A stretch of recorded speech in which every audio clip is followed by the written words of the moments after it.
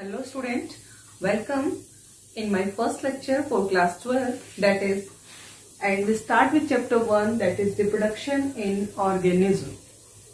Let us start student this chapter reproduction in organism. इस lecture में हमें जो पॉइंट डिस्कस करने हैं वो कौन कौन से हैं। सबसे पहले लाइफ स्पेन का मीनिंग क्लियर करेंगे हम, what is the meaning of life span. Then reproduction, what is the meaning of reproduction and why anyone need to perform reproduction. Third one, type of reproduction, that is asexual reproduction and sexual reproduction. And last point that we discuss in this lecture, type of asexual reproduction. तो student start करते हैं about life Spain. First point हम लेंगे student अपना life span, क्योंकि NCERT के first page पे given है लाइफ स्पेन, तो वो पढ़ना जरूरी है हमें। लाइफ स्पेन का मीनिंग होता है स्टूडेंट कि birth to natural death. Organism का बर्थ हुआ और उसके बाद जब उसकी नेचुरल डेथ होती है तो वो जो टाइम पीरियड होता है उसको हम क्या बोलते हैं, लाइफ स्पेन। अब ये नहीं है कि सपोज किसी ऑर्गेनिज्म का बर्थ कल हुआ और ड्यू टू सम रीजन वो 2-3 दिन बाद ही उसकी डेथ हो जाती है तो हम उसको लाइफ स्पेन नहीं कहते। एक एवरेज लाइफ स्पेन होता है, वो सबका होता है। यदि वो हेल्दी लाइफ स्पेंड करता है तो इतने टाइम तक श्योर वो अपना टाइम पीरियड निकाल देता है, तो उसको हम टर्म कहते हैं लाइफ स्पेन। तो एक छोटा सा टॉपिक है लाइफ स्पेन कि नेचुरल डेथ आपको ध्यान रखना है, not accidental death include in life span. Now student about reproduction, easy topic है ये, बहुत चैप्टर भी बहुत इजी है। रिप्रोडक्शन का मीनिंग होता है student biological process through which organism give birth to new young one. Okay, तो रिप्रोडक्शन की डेफिनेशन आप अपनी डेफिनेशन चेंज भी कर सकते हैं, अपने वर्ड्स में भी हो सकती है, बट बायोलॉजिकल प्रोसेस जरूर होता है। Reproduction is a biological process by which a organism give birth to young ones or new generation. It is termed as reproduction. Now next question arises. Reproduction is a characteristic feature of living being? Yes or no? आपसे पूछा जाए क्या reproduction living being का एक characteristic feature है, तो आपका answer होगा no स्टूडेंट। वैसे हमारा एक characteristic feature है reproduction, but suppose कोई organism यदि reproduction शो नहीं करता तो क्या हम उसको ये कह देंगे कि वो लिविंग नहीं है? नहीं, क्योंकि बहुत सारे केसेस ऐसे हैं, ह्यूमन बींग्स की भी बात आप कर लें, बहुत कपल ऐसे हैं जो इनफर्टाइल होते हैं, that are not capable for reproduction, तो क्या लिविंग में इंक्लूड नहीं करेंगे? करते हैं। मीन्स कि एक नेसेसरी कैरेक्टरिस्टिक्स फीचर हम नहीं कह सकते। हो सकता है कि कुछ रीजन के कारण कुछ रिप्रोडक्शन ना परफॉर्म कर पाए कुछ, तो हम उसको लिविंग ना माने, ऐसा नहीं होता। ओके, अब क्वेश्चन आता है कि इंपोर्टेंस ऑफ रिप्रोडक्शन। ये तो डेफिनेशन हो गई, उसके बाद है कि क्या नीड है, ये क्या इंपॉर्टेंस है रिप्रोडक्शन की। तो स्टूडेंट रिप्रोडक्शन की फर्स्ट जो नीड होती है ना, वो होती है to maintain species on earth. Means अब आपकी जो स्पीसीज है, होमो सेपियंस है, वो लाइफ पर मेंटेन रहे तो क्या नीड होगी कि हम अपने प्रोजेनी का नंबर इंक्रीज करें। यदि रिप्रोडक्शन करना बंद हो जाएगा तो होमो सेपियंस और आगे फर्दर बनेंगे नहीं, और जो है वो तो कैसे ना कैसे वाइप आउट होते रहेंगे नेचर से। तो सबसे पहला जो इंपॉर्टेंस है, to maintain the species on earth, means to ensure the survival of species on earth. Species का सर्वाइवल तभी पॉसिबल है जब रिप्रोडक्शन हो और न्यू प्रोजेनी तैयार हो। क्लियर है? सेकेंड है कि रिप्रोडक्शन का और क्या बेनिफिट होता है, तो रिप्रोडक्शन से वेरिएशन आते हैं। अब वो कौन से वाले से आते हैं, सेक्सुअल से या एसेक्सुअल से, वो आगे डिस्कस करेंगे। वैसे सेक्सुअल से आते हैं।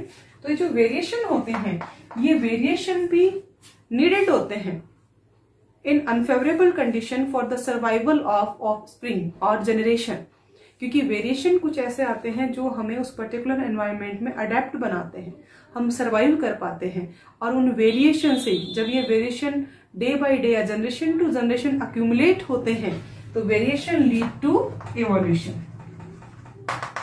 ओके, तो इसलिए हमें रिक्वायरमेंट होती है रिप्रोडक्शन की।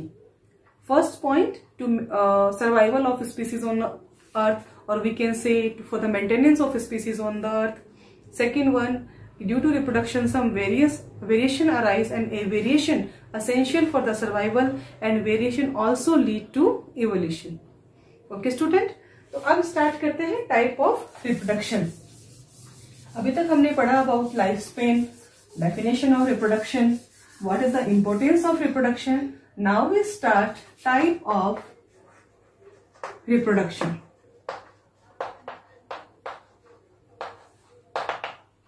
Let us start. There are two types of reproduction, that is asexual and sexual reproduction. बहुत ही इजी टॉपिक है. पढ़ने से पहले सब टॉपिक को ऐसे मानिए इजी है, तो बहुत जल्दी हमें समझ में आता है और हमें उसको आगे पढ़ने की भी इच्छा होती है. यदि हम ऐसा सोच लेना मुश्किल है तो फिर हम आगे बढ़ ही नहीं पाते. ओके, तो एसेक्सुअल रिप्रोडक्शन और सेक्सुअल, हालांकि मीनिंग सबको पता है, फिर भी मैं एक बार बता देती हूँ. Only single parent take participate. इसमें सिंगल पेरेंट होता है और इसमें आप कह सकते हैं both of the parent, means biparental. इसको नाम दे सकते हैं आप बाई पेरेंटल. तो इसको क्या नाम देंगे हम, सिंगल है तो यूनिपेरेंटल. एक पेरेंट होता है. यहाँ पे कितने होते हैं, दो पेरेंट होते हैं. ओके, मीन्स एक होता है मेल और दूसरा होता है फीमेल. यहाँ पर ऐसा कुछ भी नहीं होता. नो गैमेट फॉर्मेशन, यहाँ पे कोई गैमेट नहीं बनते. और यहाँ पे क्या होते हैं, मेल और फीमेल अपने गैमेट प्रोड्यूस करते हैं, तो हम कह सकते हैं कि गैमेट फॉर्मेशन होता है. Third point student, fusion of gamete. तो यहाँ पर क्या फ्यूजन ऑफ गैमेट होगा, जब गैमेट ही नहीं बने तो हम कहेंगे नो फ्यूजन. और यहाँ पर क्या होगा, fusion of gamete. Fusion of gamete होंगे, फिर जाइगोट बनेगा, आगे डेवलपमेंट होगा और बॉडी पूरी तैयार हो जाएगी. जबकि यहाँ पे गैमेट बने ही नहीं तो फ्यूजन भी नहीं होगा गैमेट्स का. ओके, अब पूछा जाए कि एसेक्सुअल और सेक्सुअल में से ज्यादा बेनिफिशियल कौन सा है, वेरिएशन कौन लाता है. तो जो एसेक्सुअल होता है स्टूडेंट, उसमें नो वेरिएशन, कोई वेरिएशन नहीं आते, क्योंकि यहाँ पर कोई जेनेटिक मटेरियल का फ्यूजन तो हुआ ही नहीं. जो सिंगल पेरेंट है ना, उसी का जेनेटिक मटेरियल बार बार स्प्लिट हो रहा है, डिवाइड हो रहा है. ओके, लेकिन यहाँ पर क्या होता है, वेरिएशन आते हैं. क्यों आते हैं वेरिएशन यहाँ पे, उसका क्या रीजन है कि यहाँ पे मेल और फीमेल का जो जेनेटिक मटेरियल होता है ना स्टूडेंट, उसका फ्यूजन होता है. तो ऑब्वियस है फ्यूजन होगा तो फिर वेरिएशन आएंगे. तो आपसे पूछा जाए विच वन इज बेटर, तो हम कहते हैं सेक्सुअल रिप्रोडक्शन, क्योंकि जेनेटिक मटेरियल का फ्यूजन है और वेरिएशन आते हैं. जबकि एसेक्सुअल रिप्रोडक्शन इतना ज्यादा बेनिफिशियल नहीं है. उसका रीजन है कि एक ही पेरेंट इन्वॉल्व है और वही स्प्लिट होता है बार बार, तो कोई फ्यूजन नहीं होता, इसलिए ज्यादा इंपॉर्टेंस सेक्सुअल रिप्रोडक्शन की लगती है. ओके, अब हमें स्टार्ट करना है स्टूडेंट इसी लेक्चर में about various type of asexual reproduction. Let us start about various type of asexual reproduction. Student start करते हैं about type of asexual reproduction. कुछ पॉइंट जो हमें डिस्कस करने हैं टाइप्स ऑफ एसेक्सुअल रिप्रोडक्शन के. Number 1 fusion, number 2 fragmentation, number 3 budding, number 4 regeneration, number 5 spore formation और number 6 हम पढ़ेंगे वेजिटेटिव प्रोपेगेशन. वो भी इसी में इंक्लूड होगा स्टूडेंट, वेजिटेटिव प्रोपेगेशन. ओके, तो 1 by 1 हम सारे पॉइंट अपने डिस्कस करते हैं अबाउट एसेक्सुअल रिप्रोडक्शन. फर्स्ट हम स्टार्ट करते हैं अबाउट फ्यूजन. तो स्टूडेंट सबसे पहले हम फ्यूजन का मीनिंग क्लियर करते हैं. एक एक टॉपिक लेंगे, उसके एग्जाम्पल लेंगे हम और उसके बाद नेक्स्ट टॉपिक की तरफ मूव करेंगे. ओके, तो यहाँ पर देखिए फ्यूजन का मीनिंग क्या होता है. फ्यूजन का मीनिंग होता है split, means to break down, टूट जाना. ओके, तो फ्यूजन को हम 2 कैटेगरीज में डिवाइड करेंगे. सबसे पहले यहाँ फ्यूजन वाला टॉपिक चलेगा अब हमारा, that is binary and multiple. Okay, देखो नाम में मीनिंग है. फ्यूजन के 2 टाइप हो गए, binary fusion and multiple fusion. तो binary means 2 and multiples means many. When, अब इसकी डेफिनेशन थे आप बाइनरी फ्यूजन की, तो क्या डेफिनेशन होगी, when one parent body and single organism split into or divide into 2 daughter cell, it is termed as binary fission. तो हम सबसे पहले बाइनरी फिजन को लेते हैं यहाँ पर. बाइनरी का मतलब हो गया 2, यानी यहां पर 1 पेरेंट जो था उसने क्या बना दिया, 2 डॉटर सेल। ओके, तो हमने कह दिया बाइनरी फिजन। सबसे अच्छा एग्जांपल जो है बाइनरी फिजन का वो होता है अमीबा। 10th क्लास से पढ़ते आ रहे हैं अमीबा को, तो इसमें रिप्रोडक्शन कैसे होता है उसको समझते हैं। देखिए यहां पर मैंने ये अमीबा का डायग्राम बनाया, इसको इरेगुलर शेप में आप बना सकते हैं। इसके सूडोपोडिया है, ये इसका न्यूक्लियस है। तो जैसे एक मैच्योर अमीबा होगा उसमें डिवीजन स्टार्ट होगा, तो सबसे पहले उसका जो न्यूक्लियस है वो इलोंगेट होता है, यानी सबसे पहले जो डिवीजन शो करता है वो कौन करता है, न्यूक्लियस करता है। यहाँ पे कॉन्स्ट्रिक्शन बनना स्टार्ट होते हैं, means nuclei start to divide, और न्यूक्लियस के बाद में यहाँ पर इसकी जो सेल वॉल है, ये जो प्लाज्मा मेम्ब्रेन है स्टूडेंट, सेल वॉल नहीं क्योंकि प्लांट की बात नहीं कर रहे, एनिमल की बात कर रहे हैं, तो इसकी जो प्लाज्मा मेम्ब्रेन है वहां भी कॉन्स्ट्रिक्शन बनेगा। थर्ड यदि मैं डायग्राम बनाऊं यहाँ पर, तो इस अमीबा के अंदर जो न्यूक्लियस है वो जस्ट टू डिवाइड, मतलब बिल्कुल डिवाइड होने के करीब, ये देखो डिवाइड हो गया। उसके बाद जो अमीबा है ना वो डिवाइड होगा और वो क्या बना लेगा, 2 इंडिविजुअल अमीबा लाइक दिस। तो ये हो गया हमारा binary fission in amoeba. Okay, binary fission का एक एग्जांपल और भी है जो 10th क्लास में पढ़ा था हमने, लेशमानिया। तो लेशमानिया में भी बाइनरी फिजन है बट पर्टिकुलर प्लेन पे होता है। उसका रीजन क्या है स्टूडेंट, वो भी देख लेते हैं हम कि बाइनरी में 2 तो बने, जो लेशमानिया था ना वो ऐसा था कुछ, जैसे कि लेशमानिया को मैंने ऐसे बनाया, उसमें एक विप लाइक स्ट्रक्चर होती है, चाबुक जैसी फ्लैजेला होती है, तो उसके कारण इसको एक पर्टिकुलर प्लेन पे डिवीजन शो करना होता है लाइक दिस। अदरवाइज मान लो ऐसे डिवीजन करोगे तो एक जो डॉटर होगी ना, सेल होगी डॉटर सेल, उसमें तो ये विप लाइक स्ट्रक्चर आएगी, फ्लैजेला आएगी, और दूसरे में नहीं आएगी। तो लेशमानिया भी करता बाइनरी फिजन है but at a particular plane, longitudinal plane पे डिवाइड होता है वो। तो सपोज अब ये लेशमानिया बना दिया मैंने, इसकी विप को थोड़ा सा मैं ब्रॉड बना देती हूँ, तो ये इस तरह से डिवाइड होगा, और जो दोनों डॉटर सेल होगी ना दोनों में क्या आएगा, फ्लेजेल आएगा। ओके, तो बाइनरी फिजन क्लियर हुआ स्टूडेंट, अमीबा और लेशमानिया। Now multiple fission.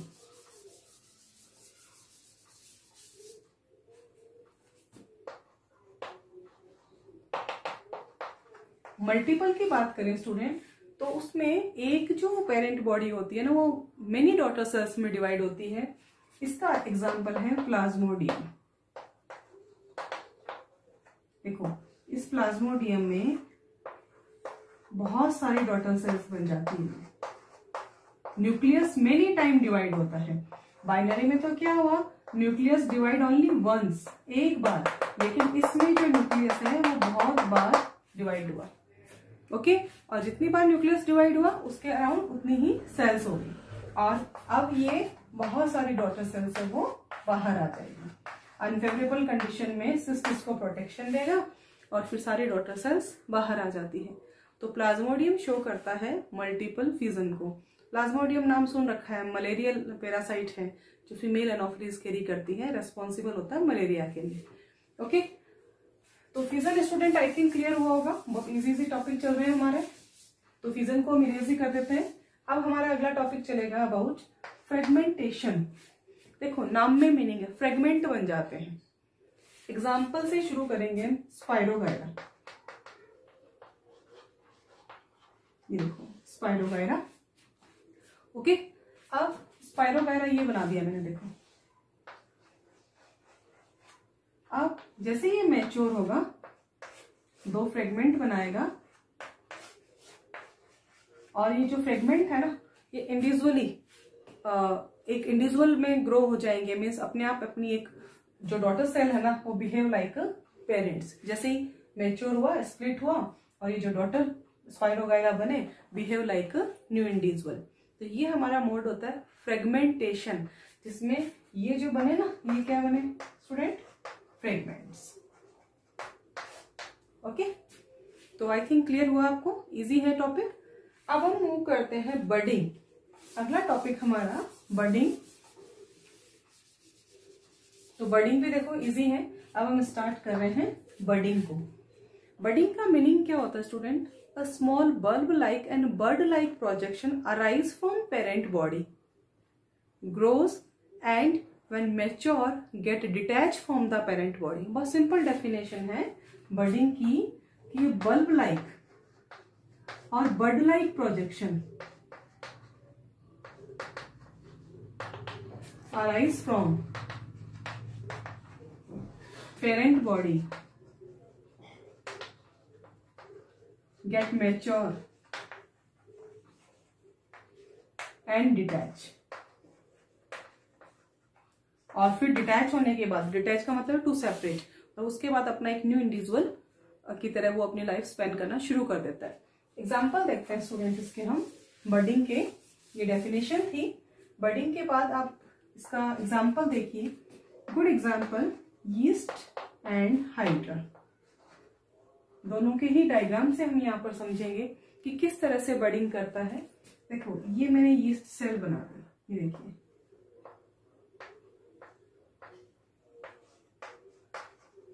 ये यीस्ट है और ये क्या बन गई? बड। लेकिन बहुत सारी बड है, एक चेन बन गई बड की।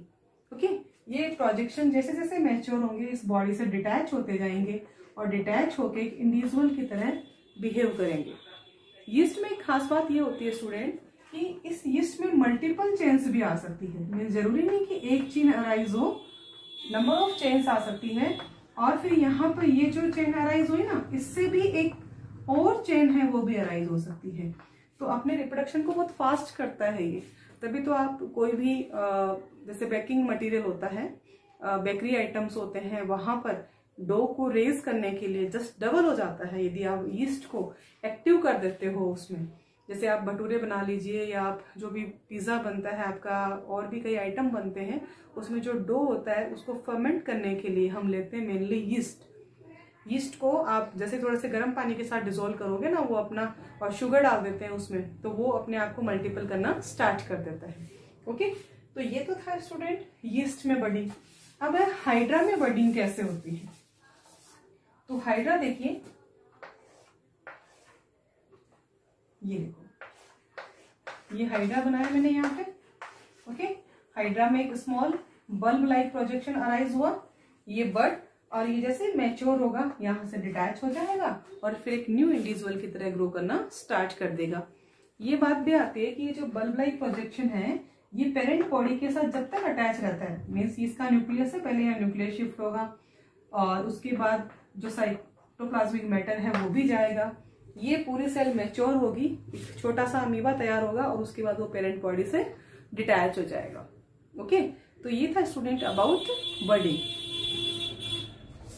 अब स्टार्ट करते हैं हम अपना अगला topic student, that is regeneration. Regeneration देखो स्टूडेंट,